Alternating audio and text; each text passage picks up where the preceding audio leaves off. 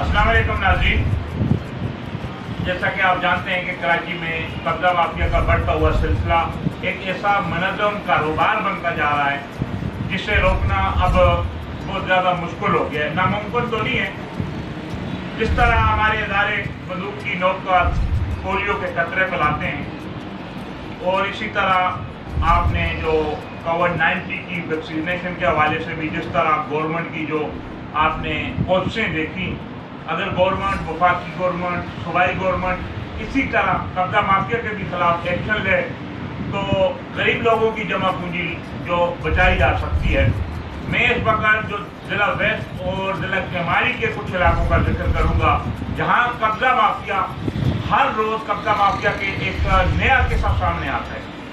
Land से मुतल्लिका महकमों की नाअहली की वजह से ये लैंड के मुतल्लिका महकमों का काम था, कहीं बॉर्डर रेडियो की ज़मीनों पर कब्जा हो रहा है, नाकला ज़मीनों पर कब्जा हो रहा है, कहीं ऐसी भी ज़मीनों पर कब्जे की शिकायत हैं जो लोगों की अपनी मलकियत है, प्राइवेट लैंड पर भी कब्जे किए जा रहे हैं।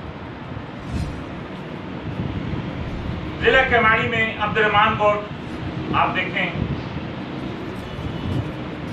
अब्दुर्रहमान कोट के इर्द गिर्द भी जो पहाड़ियाँ काटी जा रही हैं जिसकी आप कवरेज की थी, इसके अलावा फास्ती कोट और दीगर कोटों में भी कब्जा माफिया की बढ़ती हुई सरगर्मियों से लोग परेशान हैं। ये कोटों के बारे में भी कोई वाज़ेह कानून होना चाहिए कि कितने एकड़ पर कोट है और अब कितने एकड़ पे है।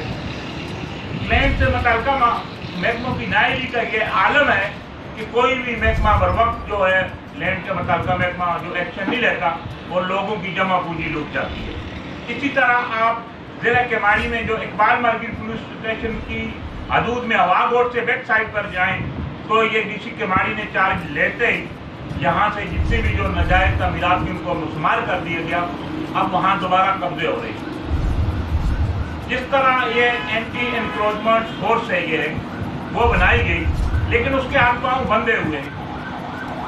दूसरे पुलिस की तरह एंटी एनक्रोचमेंट को भी अगर फाल किया जाए और उन पर नजर रखी जाए, चेक एंड बैलेंस के साथ इनको एफआईआरों की जो अख्तियार दिए जाएं, उनको जो वहाँ अपनी मर्जी की कार्रवाइयाँ करने के अख्तियार दिए जाए कानून के मुताबिक। ये नहीं है कि वो उनको एक खुला छोड़ दिया जाए, कानून के मुताबिक अगर बाअख्तियार एंटी एनक्रोचमेंट सेल को बनाया जाए, जहाँ भी कब्जे हों वो बर वक्त पहुँचें और वहाँ एक्शन लें। क्योंकि डीसी एसी मुख्तियारकार की मर्जी के मुताबिक ये काम होते हैं तो उसमें बहुत सारी कोताहियाँ हम सबको नजर आती हैं। मैं एक साफ़ी हूँ और अवान-ए-दाद पाकिस्तान सिंध का यूथ विंग का प्रेसिडेंट हूँ।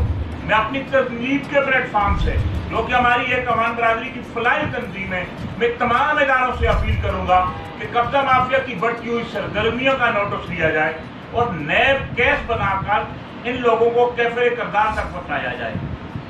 जितनी भी जो कब्जा माफिया हैं इनकी जिला वेस्ट और जिला केमारी में बढ़ती हुई सरगर्मियों का अगर नोटिस नहीं लिया गया तो लोगों की जमा पूंजी लुट सकती है और एंटी एनक्रोचमेंट फोर्स को जोन 1 और जोन 2 दोनों को फाल किया जाए।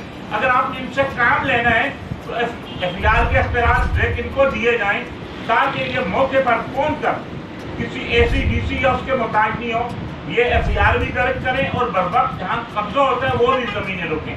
हुकूमत का फर्ज है कि कब्जा माफिया के खिलाफ जो बर वक्त एक्शन ले।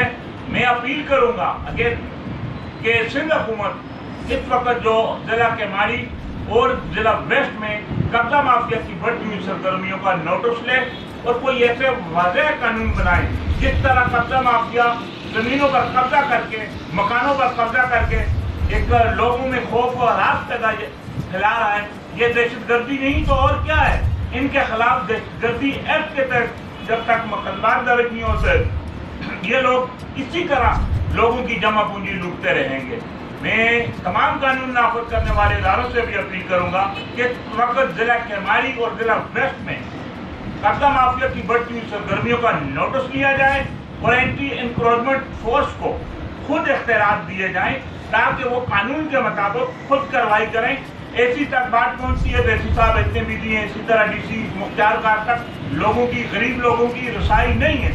जब भी कोई दफ्तरों में जाता है तो उसको कई घंटे इंतजार करना पड़ता है। अगर एंटी एनक्रोचमेंट फोर्स को इख्तियार दिए जाए कानून के मुताबिक और उन पर चेक एंड बैलेंस रखा जाए तो ये मामला भी काफी हद तक बेहतर हो सकते हैं। दबा दूं।